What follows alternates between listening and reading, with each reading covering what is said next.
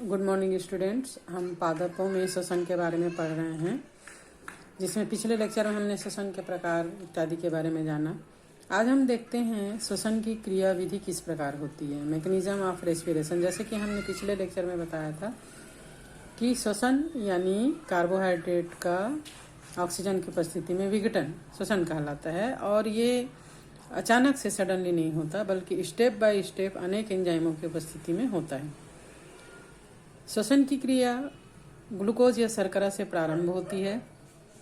Oxy और अनॉक्सी दोनों प्रकार के श्वसन की प्रारंभिक अभिक्रियाएं जो है वो कोशिका द्रव्य यानी साइटोप्लाज्म में या साइटोसोल में होता है, और इन आरंभिक अभिक्रियाओं में ग्लूकोज का एक अणु से पायरुविक अम्ल के 2 अणु का निर्माण होता है इस क्रिया के अंत में, और एटीपी ऊर्जा कुछ मात्रा में मुक्त होती है, कुछ यूज होता है और कुछ मुक्त होता है। इस पूरे अभिक्रिया को जब पायरुविक अम्ल का 2 अणु बनता है वहां तक की अभिक्रिया को ग्लाइकोलिसिस कहा जाता है, और इस प्रक्रिया की खोज करने वाले वैज्ञानिक एम्बेडन, मेयरहाफ और पारनास के नाम पर इसको EMP पथ भी कहा जाता है। ग्लाइकोलिसिस ऑक्सी श्वसन और अनॉक्सी श्वसन दोनों में इसके चरण जो है, स्टेप्स जो है वो एक ही समान होता है। इसमें भाग लेने वाले एंजाइम्स भी एक ही समान होते हैं प्रत्येक जीव में, चाहे वो प्लांट्स हो, चाहे वो एनिमल्स हो, चाहे सूक्ष्म जीव हो, चाहे विशालकाय जीव हो। ग्लाइकोलिसिस में ऑक्सीजन की आवश्यकता नहीं होती है, यहाँ पर ऑक्सीजन यूज नहीं होता। ग्लाइकोलिसिस में बनने वाला जो पायरुविक अम्ल है, इस क्रिया के अंत में जो प्रोडक्ट बनता है, यही पायरुविक अम्ल जो है वो ऑक्सीजन की उपस्थिति में माइटोकॉन्ड्रिया में पहुंचकर एसिटाइल को एंजाइम ए का निर्माण कर देता है, जो माइटोकॉन्ड्रिया में संपन्न होने वाले Krebs cycle TCA try carboxylic acid cycle के द्वारा जल, CO2 और ऊर्जा मुक्त करता है। इस प्रक्रिया में ग्लूकोज का पूर्ण ऑक्सीकरण होता है, और ऑक्सीजन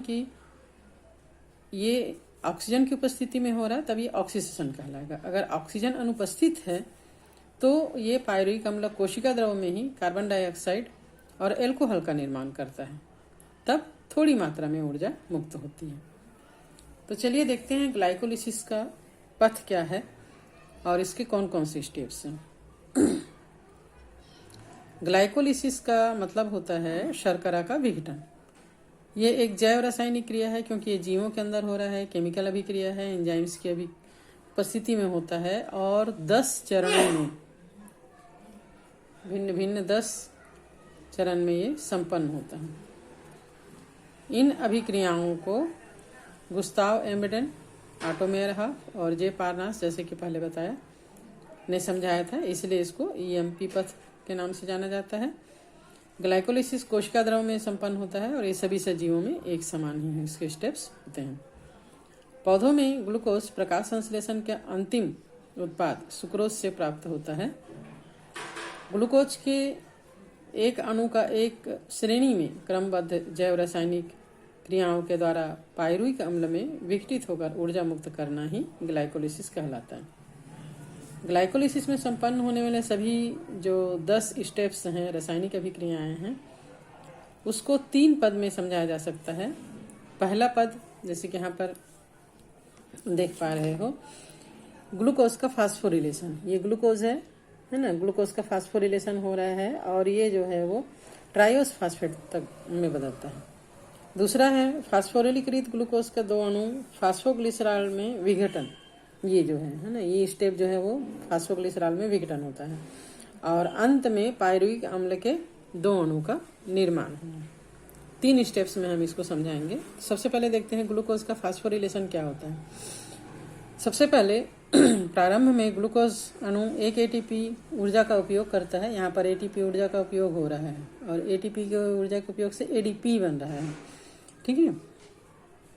ये ग्लूकोज 6 फॉस्फेट बना लेता है।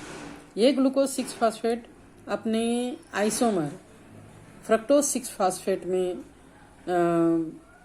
कन्वर्ट हो जाता है, और फ्रक्टोज 6 फॉस्फेट जो है वो एक और ATP अणु का उपयोग करता है। ATP अणु का फिर से यहाँ पे उपयोग करेगा, और ये बन जाता है फ्रक्टोज 1,6 बाइफास्फेट।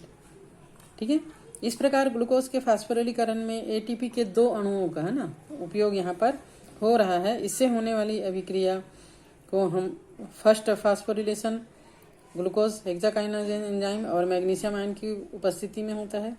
ये एटीपी से क्रिया करके ग्लूकोज 6 फास्फेट और एडीपी बना देता है। तो इस प्रकार ग्लूकोज एटीपी का ऊर्जा करके ग्लूकोज 6 फास्फेट, देन ये अपने आइसोमर फ्रक्टोज 6 फास्फेट में कन्वर्ट हो जाता है। फिर से एटीपी ऊर्जा का उपयोग करता है, फ्रक्टोज 1,6 बाइफास्फेट का निर्माण ये कर देता है। अब दूसरी अभिक्रिया में फास्फोरिलीकृत ग्लूकोज अणु का 2 अणु फास्फोग्लिसरॉल में विघटन या विखंडन होता है। इसमें फ्रक्टोज 1,6 डाइफास्फेट जो 6 कार्बन युक्त अणु है, एल्डोलेज एंजाइम की उपस्थिति में, यहाँ पर एंजाइम होता है एल्डोलेज, और ये विखंडित होता है और 3 फास्फोग्लिसराइड ग्लिसरैल्डिहाइड का एक अणु और डाइहाइड्रोक्सोएसीटोन फास्फेट 3 कार्बन युक्त अणु का निर्माण करता है। इन दोनों यौगिकों को ट्रायोस फास्फेट कहते हैं। अब ये जो है ट्रायोस फास्फेट जो है वो अपने एंजाइम की उपस्थिति में ट्रायोस फास्फेट ग्लिसरैल्डिहाइड 3 फास्फेट में कन्वर्ट हो जाता है। ठीक है, तो इस प्रकार यहाँ पर 2 अणु बन गए। एक अणु था, उससे कितने अणु बन गए? 2 अणु। ये 6 कार्बन युक्त परमाणु वाला था और ये जो है वो 3-3 कार्बन परमाणु वाला हो गए। तो ट्रायोस फास्फेट के 2 अणु का निर्माण हो गया और NADPH2 का निर्माण हो गया। यहाँ पर एनर्जी का निर्माण हो रहा है।